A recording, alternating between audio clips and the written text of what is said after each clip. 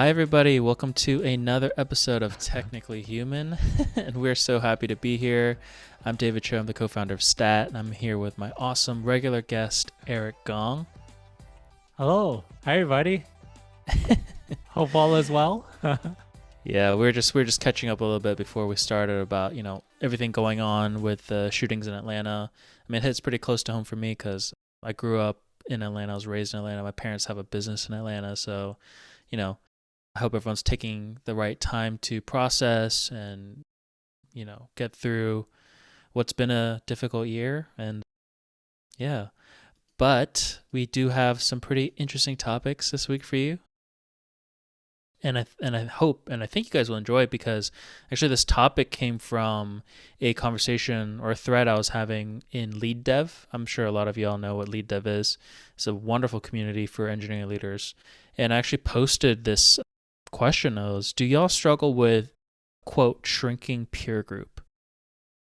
And really this idea of like, as you rise the corporate ladder, your own, I guess, community of folks starts to dwindle down. And you really kind of lose folks to talk with on a regular basis that aren't your direct reports. And so Eric and I really wanted to talk about that today and how, as a manager, you can, realistically deal with your shrinking peer group and, the effects that might have on you as a manager and how to go about, thinking about it, maybe preventing it from happening in the first place for new managers. So Eric, would love for you to dive in and give us your thoughts on it.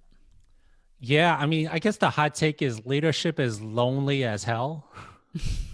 It really, really is. And, when you're, all right, so I went from IC, I started as an IC, got into management. And I think like when you're an IC, you have kind of this support structure of peers. Like, so for example, like when the company, I'll just say, the company, air quotes, makes a stupid decision, you all get to talk shit together and, Yeah. kind of like commiserate together Yeah. when stuff happens. And I would say when you make that flip or you flip the switch into manage, the world kind of changes, right? So for example, that peer group does shrink, right? So you go from Right. IC to manager, and if you're, let's just say, an engineering manager, you may have other engineering managers that you can commiserate with and talk trash about what bad corporate decisions that are being made. And then as you go higher, it just gets lonely and lonelier, right? So as an engineering Right. manager, you may have a few other engineering managers to talk to. As a director, you may have others to talk to. And go higher and higher, it gets more and more lonely. So I would say, when I was a VP of engineering, sometimes it was really hard because, and even as a VP of engineering, it's an exec role, but it may not necessarily be at the exec table. So it's not a C-level role. So Yeah. sometimes that could be really lonely as well. I feel like VP Yeah. of engineering could be at a growing company, could be one of the loneliest roles because you take the brunt of what your reports and the teams may throw at you, Right. and you take the brunt of what the C-suite will throw at you, right? So, for example, a company makes some bad decision, let's say about like bonuses and raises or some corporate policy. Engineers don't hold back; Yeah. they'll destroy you. Right. And then at the C-suite, say like, "Hey, we're not performing. Like, why isn't this delivered?" Like, you don't have anyone to really talk to you. You're not gonna talk shit about Right. the C-suite to your team. So you, and I guess that's a very long way of kind of explaining why leadership can be lonely as hell. And Right. I felt that a lot. No, How did boss. you go about dealing with that? Because I mean, you can't just sit there in isolation, right? Like, are there ways that were that you kind of went out and found some community, or I have some suggestions here from the Slack group, but would love Yeah. to hear from you. Yeah, I mean, I would love to hear it. I haven't been a part of lead dev, so I Uh huh. definitely will join now that you mentioned it. I think there was, I don't know, cope a helpful word here? I think I had Yes, to coping's a cope. great word. Yeah. All right, so this subject like kind of hits home because there's kind of like an old way of doing it, and a new Mm-hmm. way of doing it, right? Sure. So to like the old way of doing it as a manager is just like whatever the corporate overlords say, you go and execute. Mm-hmm. And it's like, oh, it's not me, it's like the corporate overlords, Mm. right? And I think that's like one way of coping. I think that's like working less and less these days. I think that kind of Sure. management and management style, people are like, fuck this shit, I'm out, right? Yeah. Because engineers, right, like they could get a job anywhere. I think one way that I coped with it is actually be less of that old school type of manager where it's just like, all right, well, I'm just gonna be very transparent, Mm. right? And whatever I feel about like those decisions, I'll Mm-hmm. actually share. So whatever I hear, I'll Mm-hmm. share with my team as much as possible, Right. right? But So that never yeah, came and bit you in the butt. it bit me in the butt so many times. I actually I had a challenging relationship with my superior. Let's call them superiors, for lack of a better word, or my Mm-hmm. bosses, right? So previously, I've reported to you know like a SVP of engineering, a chief product officer, and when the company will make bad decisions, I'll say, they're gonna destroy us. Like the team's gotta destroy us on this, right? They're Right. gonna tell us we're morons. Well, they might not use Mm-hmm. such a hard word, but like they'll destroy us. And I Yeah. said, I'll go and tell them, but I'm just gotta tell them the honest truth that even I think it's pretty messed up, right? Mm-hmm. And I go and do that, right? And it caused a lot of friction for me terms of like with my bosses because they may be used to like, oh, just do what the corporate overlords say, and that's what you do, everything's top down. But for Mm. me, I'm a different kind of leader. So if something's messed up, I'll just say it's messed up. If I can be transparent about it, I'll be transparent about it. The reason why I was not fired Right. every 3 months is because the people that reported to me, they would jump in a fire pit for me Mm. anytime. I just say jump and they'll do it because they know I always got their back. And I Mm. think with engineers, that's kind of like what they're looking for, right? Like, just be Mm-hmm. honest, just tell me what's up. Don't like hide behind stuff, and we will support the hell out of you.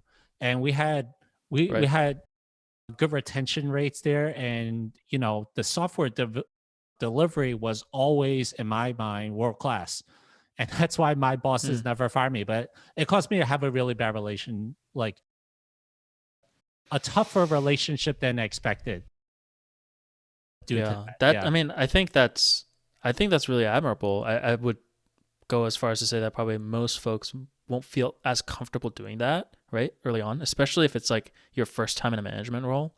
How do you, because I hear what you're saying, it's like a strategy is to, instead of isolating yourself and kind of forcing yourself to be, almost like a speakerphone for some other corporate entity, just be transparent, be authentic, and the team responds well to that, right? But I think maybe for a lot of folks that'll be kind of uncomfortable or maybe a little daunting.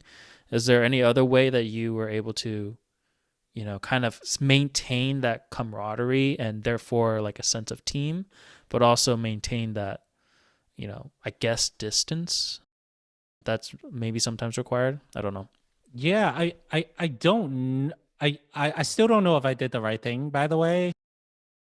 I don't know how they will write leadership books in the future, but what I do know is like if I'm just a microphone for a corporate and I don't believe what they're saying, like I think you're dead as a leader, Mm, right? Like I always so I'm very forward looking, right? So I just feel like if the company doesn't do the right thing, if they're doing something malicious, I'm out.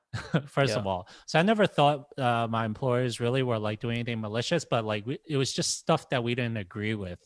Mm, So I do feel like for me personally, and I don't know if it's actually like good advice or bad advice, is like I always felt the people that were working with me were more important than my income, right? So for example, mm, it's like if you're stuck in a job and like you just really really needed that money, then you do whatever corporate overlord's saying, right? Sure. But for me, I felt like the relationships and the software delivery results was actually much more important than what my salary was paying or whatever like corporate had in mind, right? So I Sure. always felt like, hey, if I was super transparent, I always called stuff out, but every single 2 weeks, every quarter, we delivered every project huge. No one can ever take that away from me. So that was kind of like Yeah. a career strategy that I had. So even though, let's say, my bosses had a problem with me and they end up firing me, at least I have the results to prove it. And the people on my team would be like, oh, yeah, this guy's the best guy, the best. I don't know if we're bringing us on a tangent, but No, no, that makes total okay. sense. I would love for you to respond to this one comment. This one person in the thread said, in response to my question, yeah, it's definitely a real phenomenon. Since moving into management, I've learned that I have to actively maintain relationships and reach out more often to keep lines of feedback and mentorship open. And this person said it's kind of akin to post-college university life. You lose the built-in social frameworks, and you learn how to forge your own. And a lot of people were just talking about, yeah, it's like it's a lot to do with your own level of intention and prioritization of this, but would love to hear, like, if you have any advice for any first-time managers that are like kind of in that post-college, post-IC Yeah. world for the first time. Yeah, and thank you for getting us back on track because that was actually the second part of your question. No, it's all So good. here's the beautiful thing: people want to help Mm, other people, right? yeah. So I'd say if you're a new manager, the the most important thing for you if you're a new manager is actually to have a great leader above you. If here's some non-advice.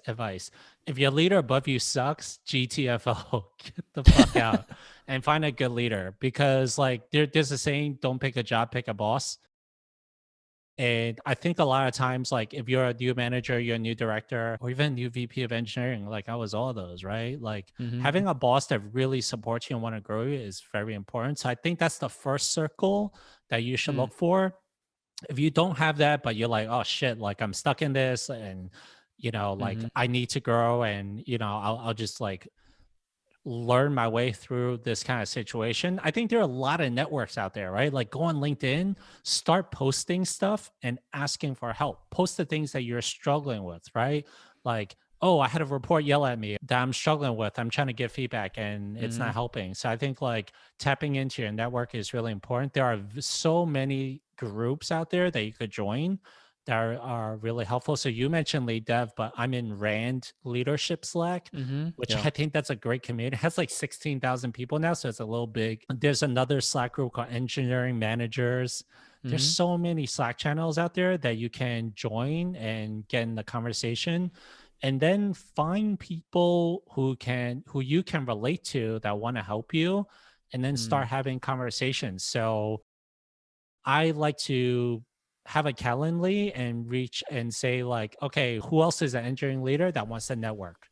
yeah. I want to just have conversations and you meet people that Yeah. way and you just keep those conversations going and eventually you will have this group that you can rely on. And I think people at all different levels do that.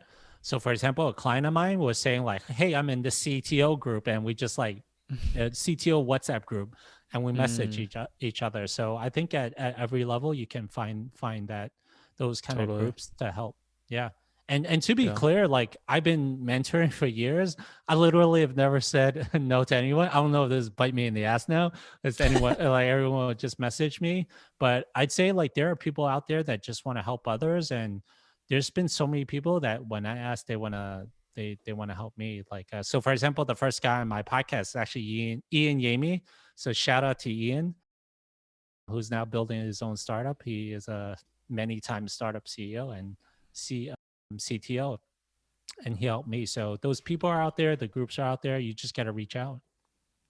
Yeah, and I think that's probably the hardest thing about all this is it because it really does just seem kind of obvious and intuitive. Like if you have a problem, reach out. But I think what's happening from like a more like a psychology perspective is you feel isolated within your company. So it makes you feel like you're isolated outside of it too. And I think that's like the biggest thing is just breaking out of this like idea that, I really have nowhere to turn. And I think you're right. There's so many resources out there. I'm in a lot of those groups that you talked about. I think people do talk very candidly about, the things that are going on. And I think that those are the spaces that are really necessary. One thing that I found really helpful is I started a Slack group with some of the folks from previous jobs, and everyone's left that job since.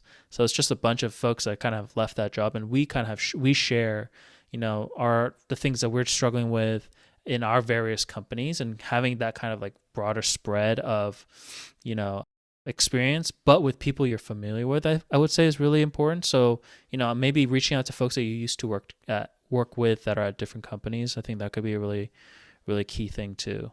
And that's something that, folks in this lead dev thread also mentioned. They also mentioned a company called Plato, which has kind of been on my radar for a little bit, but it's like a mentorship platform, I guess.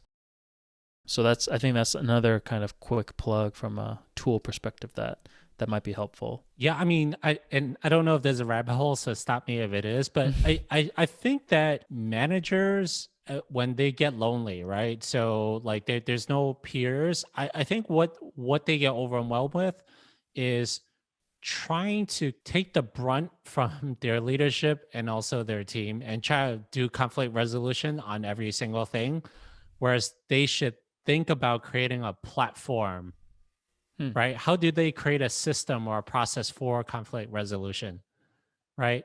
They try to jump into every single situation and fix it, right? So they might jump into something like two devs, having issues with each other, or like how, management, upper management communicates with the team. Whereas I think like when you're able to create a platform, right, or a Mm-hmm. process within Mm-hmm. where you work, the space that you work, you're able to let conflict resolve itself, Hmm.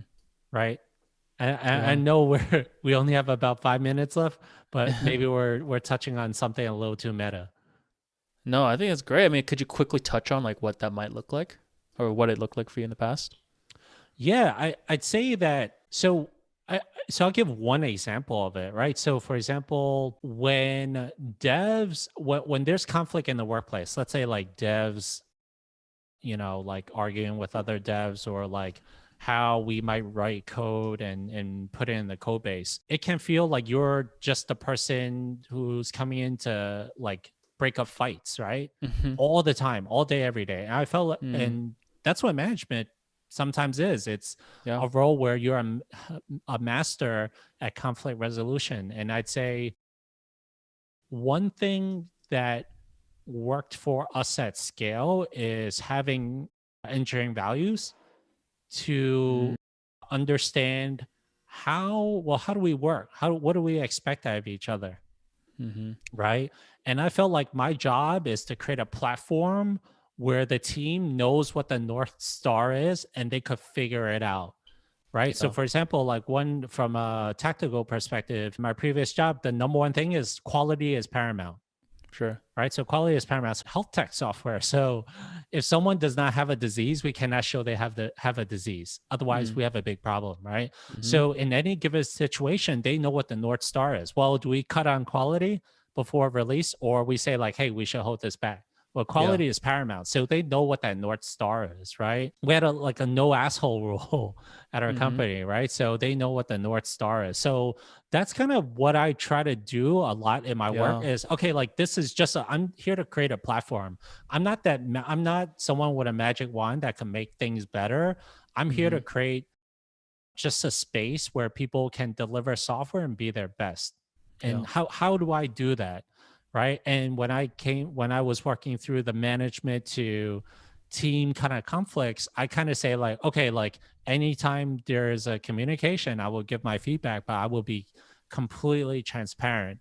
So I wasn't Mm. kind of like the middle person. I wasn't taking their words and then like making it really pretty for people to hear. I would just be kind of like a filter. I'm just a platform. It's just like pass Mm. through for Yeah. me.